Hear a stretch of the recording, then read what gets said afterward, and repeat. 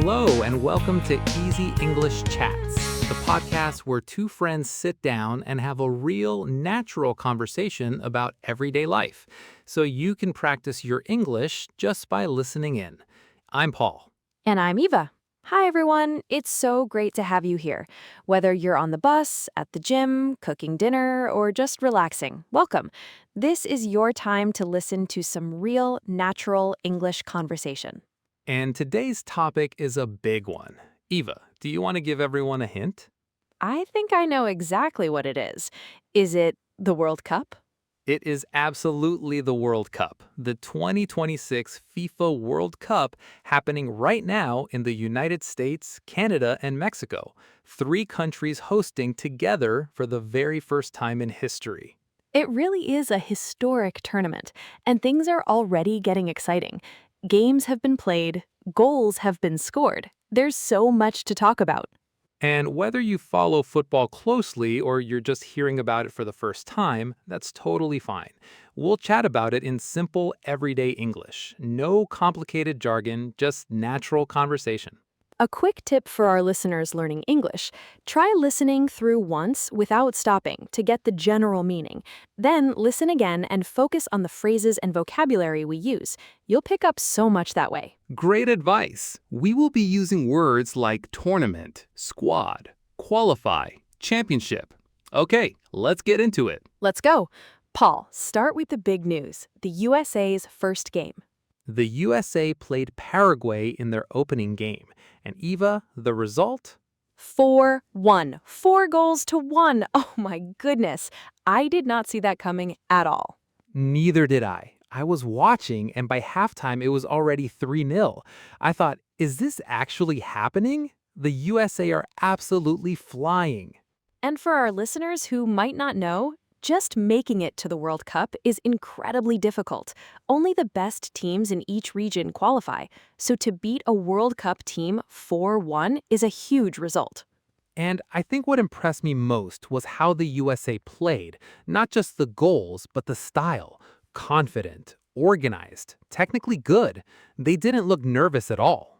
I think a lot of people still have an outdated image of American soccer, like it's not as serious as football in Europe or South America. But this performance said very clearly, we're here and we mean business. And the atmosphere in the stadium was incredible. The fans were so loud and passionate. You could feel the energy even watching on TV. Home advantage is such a real thing in football. When you play in front of your own fans, you run a little harder, you fight a little more. It lifts the whole team. And the USA has this advantage for the whole tournament. They're essentially playing at home every single game. So, Paul, big question. Can the USA win the World Cup? Honestly, I think yes, it's possible. I wouldn't say they're the favorites. Brazil, France, Argentina are all very strong. But possible, absolutely. They have young, hungry players, home advantage, and now that winning mentality from game one. I'm actually more optimistic. I think they're a genuine contender. Not just, oh, it would be nice. I think they could actually go all the way. The team spirit looks incredible, and they have quality in every position. I love your confidence. Let's say if the USA makes the semifinals, that's incredible. If they make the final, that's historic. And if they win it, the whole country goes absolutely crazy. Can you picture the celebrations? New York, Los Angeles, Chicago, millions of people in the streets. It would be unreal. Okay, let's talk about how soccer got to this point in America. So, football, or soccer, was not always a big deal in the United States. For most of the last century, Americans were focused on their own sports. American football, baseball, basketball, ice hockey. Soccer was seen as something foreign. There was even a phrase, soccer's for kids, because American children played it at school, but then switched to other sports as they got older. The professional game just wasn't popular. Major League Soccer, MLS, was founded in 1993, and for many years it struggled. The coverage wasn't great. People outside America didn't really know about it. But then things started to change. One of the first big moments was David Beckham signing for LA Galaxy in 2007. Beckham was a global superstar. When he came to America, it sent a message that MLS was serious.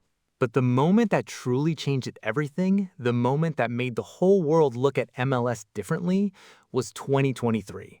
Lionel Messi signing for Inter Miami. Messi. I still remember the announcement. The internet just exploded. Messi is coming to America? To MLS? The impact was immediate and enormous. Inter Miami's games were suddenly on international television. People who had never watched an MLS game were tuning in just to see Messi play. Before Messi, not many people outside the US knew the names of MLS clubs. Now, Inter Miami has fans all over the world. The whole league's profile has risen dramatically. And it showed other top players that MLS was a serious option.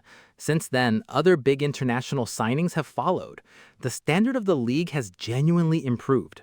And now, with the World Cup here, you can see the results. The USA national team has players who compete in the top leagues in Europe.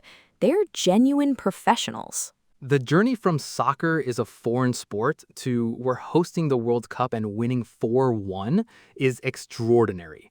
And I think it's only going to continue. Absolutely. Shall we get to the debate? The big one? I've been waiting for this all episode. Let's go. Okay, the GOAT debate. GOAT stands for greatest of all time. In football, this debate always comes down to two players, Lionel Messi from Argentina and Cristiano Ronaldo from Portugal. Paul, you take Ronaldo, I'll take Messi. With pleasure.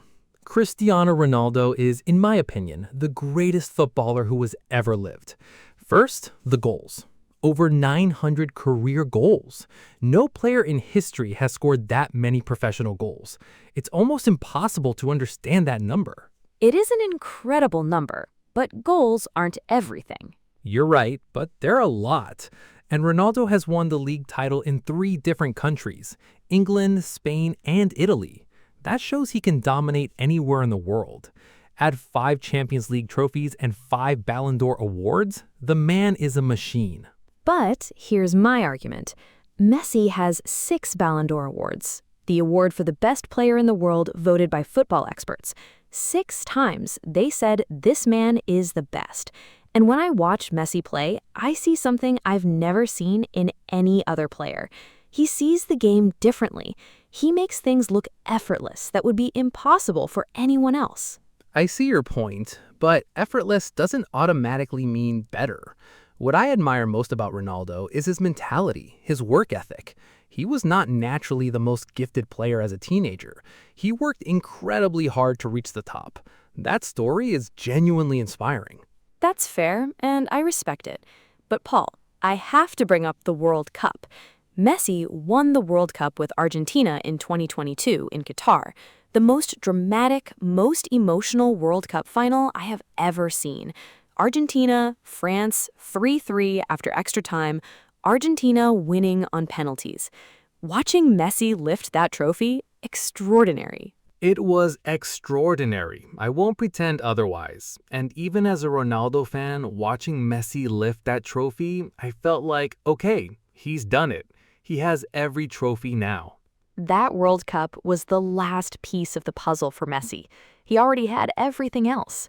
But the World Cup was the one trophy missing. And he got it at 35 years old in arguably the greatest final ever played. And Ronaldo has never won a World Cup. That is, if we're being honest, the one thing that separates them from many people in this debate. Exactly. But look, I think both players are so extraordinary that we are genuinely lucky to have watched them at the same time. They pushed each other to be better. The rivalry made both of them greater. I completely agree. You couldn't have designed 2 more perfect footballers. For the record, though, Ronaldo. Final answer.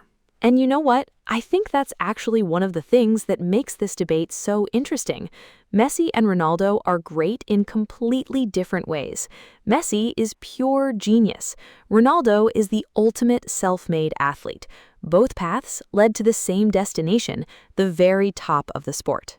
That's a really nice way to put it. 2 different roads to greatness. And I think young players and young English learners can learn from both of them. From Messi, learn to trust your instincts. From Ronaldo, learn that hard work and dedication can take you anywhere. And for me, Messi. Always. But both of these legends are at this World Cup right now, Paul, and I think I know what comes next. The dream final. Argentina versus Portugal in the World Cup final. Can you even imagine? I get chills thinking about it. Messi, the defending champion, trying to win it twice, versus Ronaldo in what could be his last World Cup, trying to finally get the one trophy that has escaped him his whole career. The storylines are just incredible. It would be the most watched football match in history, without any doubt. Billions of people around the world tuning in, and the whole world split. Are you Team Messi or Team Ronaldo? What if it went to extra time? What if it went to penalties? Messi and Ronaldo both stepping up in a World Cup final. I cannot think of a bigger moment in sport in my entire lifetime. Now, both teams need to get through the earlier rounds first. It's a long tournament. But I genuinely think Argentina and Portugal both have the quality to go very deep. Argentina, the reigning champions, that confidence and experience is invaluable.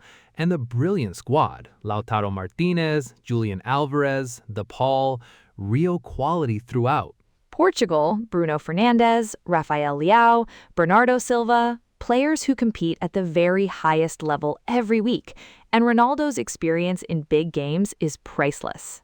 So, Eva, if it's Argentina versus Portugal in the final, who do you want to win? Argentina. Messi defends the title, proves it wasn't a one-off, and becomes undeniably the greatest of all time. You? Portugal. Ronaldo finally gets the trophy that has escaped him his entire career. He answers every critic. I would love to see that. You know what? Whatever happens in this tournament, the fact that both Messi and Ronaldo are still here, still competing at the highest level, is remarkable. Messi is 38, Ronaldo is 40, and they're both at a World Cup. That alone is extraordinary. It really is. And for football fans and for our English learners too, just enjoy watching them because moments like this don't come around very often. These are two of the greatest athletes the world has ever seen at their last World Cup. Savor it. You know what? Either outcome would be incredible. What a final that would be. Okay, Paul, I think it's time to wrap up. We've covered so much. We really have. Let's do a quick summary for our listeners. So today we talked about the World Cup 2026, happening right now in the USA, Canada, and Mexico. The USA's brilliant 4-1 opening win against Paraguay, an incredible result that has the whole country excited. We talked about how soccer has grown so much in the United States, from being seen as a foreign sport to now hosting the World Cup, and how key signings like Beckham and especially Messi at Inter Miami transformed the image of American football. We had our big GOAT debate, Messi or Ronaldo. Paul said Ronaldo, I said Messi. You decide for yourselves. And we dreamed about an Argentina versus Portugal World Cup final, which would be one of the greatest sporting moments ever. For English learners, today we use lots of great conversational phrases. Things like, I reckon, to be honest, you have to admit, I see your point, without a doubt. These are the natural expressions that make your English sound fluent and real. Try using them this week. And great vocabulary words from today. Contender, talisman, legacy, signing, qualifier. A huge thank you to everyone listening. It genuinely means so much to us. Learning a language is hard work, and we are so proud of every one of you who keeps at it every day. If you enjoyed today's episode, please share it with a friend who is also learning English. It's the best way to help us grow. And send us your topic suggestions. We read every message. That's all from us today. We'll see you in the next episode of Easy English Chats. Until then, keep listening, keep practicing, and keep enjoying the beautiful game. Bye for now, everyone. Whatever team you're supporting, let's make this a World Cup to remember. See you next time.